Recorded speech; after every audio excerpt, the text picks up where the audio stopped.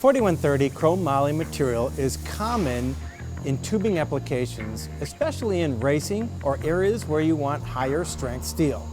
4130 is a temperature sensitive base metal, so we have to take some precautions when welding it.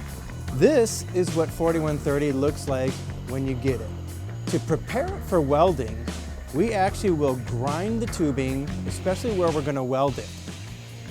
You can either use some Scotch-Brite or a sanding disc to prepare the tubing before welding.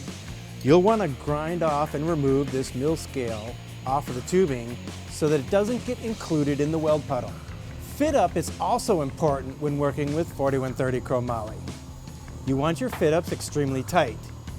Any gaps in that fit up will cause you to spend more time welding that area, causing more heat to be input to the 4130. Filler metals that I like to use for 4130 are the ER80SD2 filler metal, and a second choice would be the ER70S2. Stay away from any of the stainless or stainless blended filler metals because the tensile strength is too high and ultimately the weld area could crack. Another thing to keep in mind when welding 4130 is to use a gas lens on your TIG torch. The gas lens is going to give you a much better gas flow and coverage of the weld area.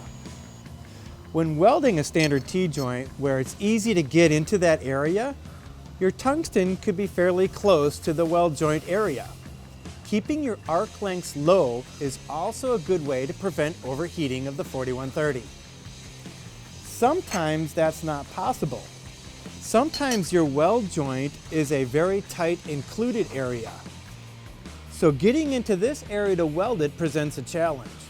The gas lens, however, does increase the gas flow, allowing you to pull your tungsten out farther to get into this tighter area. Another thing you might want to do is increase your post-flow times on your machine. The post-flow is the amount of gas coming out of the TIG torch after you release the foot pedal. You'll want to make sure that you want to keep gas on the weld puddle for that extended period of time as it's cooling. Warning: read and follow all labels and the owner's manual.